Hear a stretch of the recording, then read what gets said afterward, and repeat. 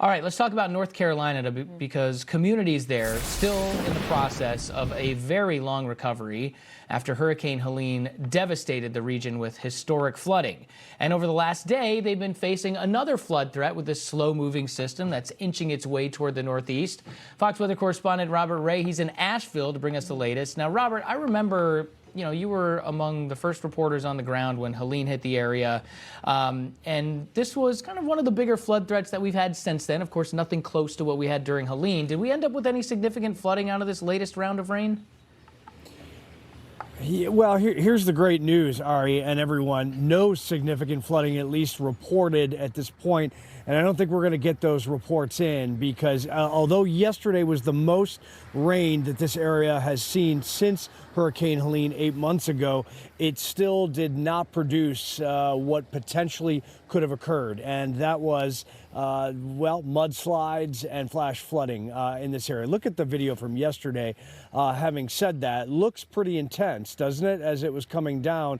At some point, there was about 2 inches of rain per hour in some isolated pockets. And the video you're looking at is from Swannanoa, which is 10 miles to the east of where I'm standing in Asheville right now.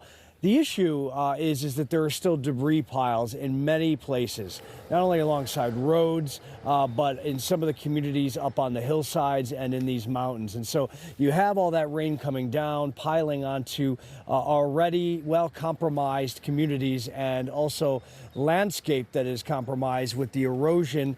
And you have essentially a trigger for what everyone went through 8 months ago. So if you survived and you're still in the recovery mode, or God forbid you lost loved ones and you saw that rain coming down, falling on the debris, it is psychologically not good for you. And we look at the video from 8 months ago here in Asheville, in fact, to right where I'm standing in the River Arts District, an area that was very much compromised by all this rain and the explosion of the rivers, creeks, and streams that just ripped apart not only structures, but tossed vehicles around and, legacy businesses like where I am right now, this paper company that was invented in 1941.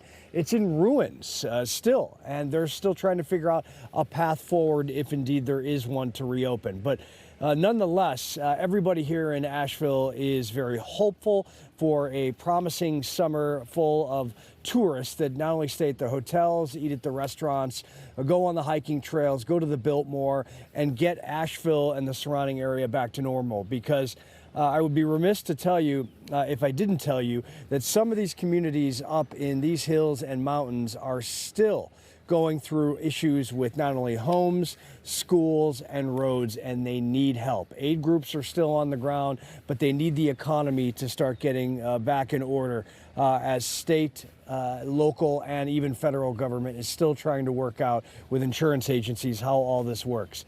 It's so complicated, and you know what? Send your positive vibes toward all the people here. They really need it. 2 weeks away from hurricane season. Let's hope that the historic issue that happened last September, October never touches Western Carolina ever again. I think we can all agree on that. Robert Ray, live in Asheville. Thanks a lot for the update there. Very thorough information. We'll check back in just a little bit.